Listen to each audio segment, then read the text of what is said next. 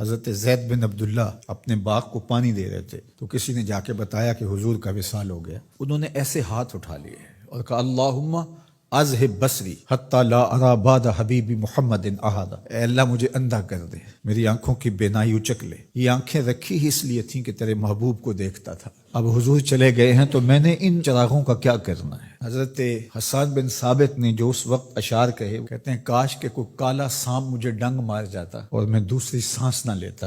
اور حضرت سیدہ فاطمہ کے جو قلب اطہر کی کیفیت تھی، سبت علیہ مصائب لو انہا سبت علی الایام سرنا لیالیا، میرے اوپر جو مصیبتیں ٹوٹ پڑی ہیں وہ اگر دنوں پہ ٹوٹ پڑتی تو وہ کالی راتیں بن جاتی. حضرت عمر رضی اللہ تعالی عنہ تلوار نکال کے کھڑے ہو گئے اور کہا کہ جس نے کہا نا حضور کا انتقال ہو گیا میں اس کی گردن اڑا دوں گا. تھوڑی دیر بعد حضور پرانی حالت کی طرف پلٹ آئیں گے. اب یہ کیفیت کتنی حساس تھی. ادھر منافقین نے چال چلنا شروع کر دی.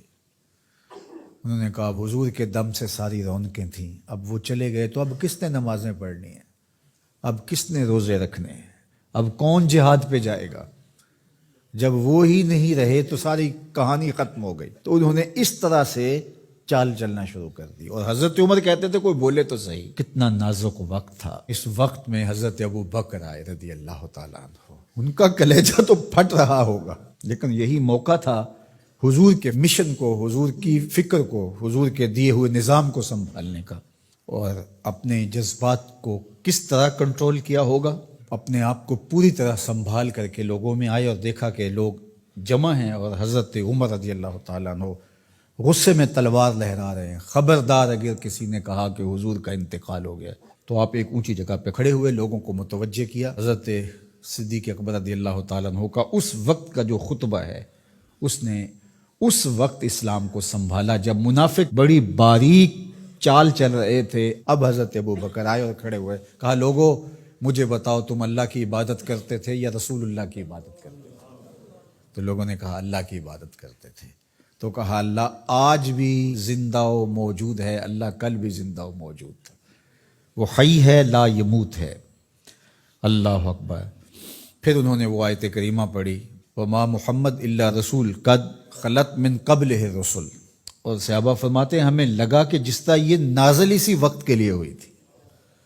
اور پھر لوگ سنبھلے اور پھر حضرت سیدنا صدیق اکبر رضی اللہ تعالی عنہ نے اس مشکل وقت دین کو سنبھالا اور پھر حضور علیہ الصلوۃ والسلام کے مشن کے لیے کھڑے ہوئے. لشکر اسامہ بن زید بن حارثہ رضی اللہ تعالیٰ عنہ کو روانہ کیا جا چکا تھا. حضور نے خود روانہ کیا تھا. ابھی جرف کے مقام پر ہی یہ لشکر پہنچا تھا. مدینہ المنورہ سے تھوڑا باہر نکلا تھا کہ حضور کے وصال کی خبر آئی تو یہ واپس آ گئے. تو بعض صحابہ نے کہا کہ اب مدینہ المنورہ کے حالات وہ نہیں رہے، اطراف کے اندر قبائل سر اٹھا سکتے ہیں جو دبے ہوئے تھے. اب حضور کے وصال کی خبر پھیل گئی ہے تو کوئی مدینہ المنورہ پر حملہ نہ کر دے. اور بہترین جنگجو اس لشکر میں شامل ہیں، تو اگر حملہ ہو گیا تو پیچھے سے دفاع نہیں ہو پائے گا. تو لہٰذا اس لشکر کو حکمت یہ ہے کہ روک لیا جائے. حضرت صدیق اکبر رضی اللہ تعالیٰ عنہ نے کہا کہ نہیں، یہ حضور کا روانہ کردہ ہے، جا کے رہے گا.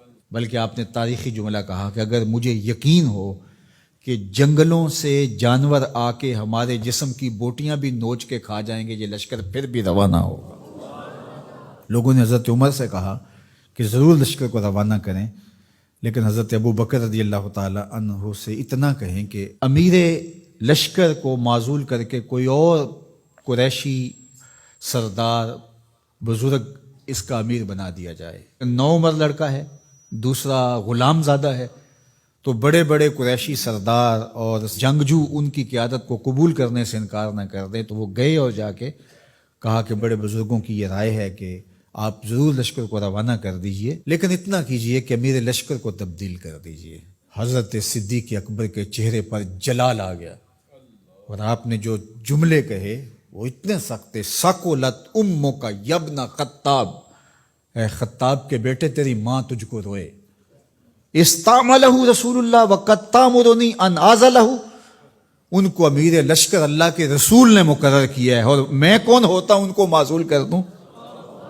کہا لشکر جائے گا، اسامہ بن زید کی قیادت میں جائے گا، جس نے جانا ہے جائے، جس نے نہیں جانا میں کوئی پرواہ نہیں ہے، چونکہ ان کو امیر لشکر اللہ کے رسول نے مقرر کیا. اللہ اکبر. پھر جب لشکر اسامہ کو روانہ کیا حضرت صدیق اکبر نے تو حضرت اسامہ کے گھوڑے کی باک اپنے ہاتھوں سے پکڑی اور اسامہ کو اوپر سوار کیا رضی اللہ تعالیٰ عنہ کو، اور نیچے ساتھ پیدل چلے، اللہ اکبر، اور ساتھ یہ کہتے جاتے تھے اسامہ تو وہ ہے جس کو میرے رسول نے مقرر کیا ہے۔ اور پھر یہ لشکر کامیاب اور بامراد ہو کے لوٹا۔ تو یہ سیدنا صدیق اکبر رضی اللہ تعالیٰ عنہ کا حضور علیہ السلام کے فیصلوں کو من و عن قبول کرنے کا جذبہ تھا، جس انداز سے انہوں نے حضور علیہ السلام کی فکر پہ پہرا دیا، حضور کی تعلیمات کو اجاگر کیا اور حضور کے فرمان کو حرف آخر سمجھا، اور اس کے بعد انہوں نے اپنی رائے کو وہاں فنا کر دیا۔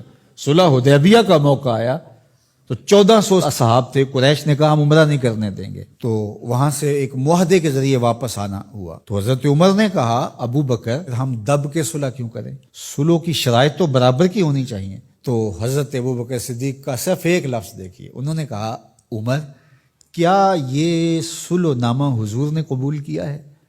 کہا کیا ہے۔ کہا ہوا رسول اللہ، کہا وہ اللہ کے رسول ہے۔ اللہ اکبر، کثرت صوم و صلات کی وجہ سے افضل نہیں ہے، بلکہ حضور کے لیے اطاعت و انقیاد، فرما برداری، اور حضور علیہ السلام کے لیے بس اپنے آپ کو قربان کر دینے کا وہ جذبہ، وہ آپ یہاں دیکھتے ہیں تو بدرجہ کمال آپ کو نظر آتا ہے۔ فرمایا کہ میں اللہ کے علاوہ اگر کسی کو خلیل بناتا تو وہ ابو بکر کو بناتا، لیکن میرا خلیل اللہ ہے۔ اللہ اکبر، امن الناس بر مولائے ما، کلیم اول سینائے ما، ہستیو کشت ملت راچو ابر، ثانی اسنینو غارو بدر و قبر۔ دیکھیے کہاں کہاں حضور کی قربت، یہ شک ہووی تے چل مدینے، یہ شک ہووی تے آ تک لے جوڑ مزاراں دا بن یار نبی دیاں۔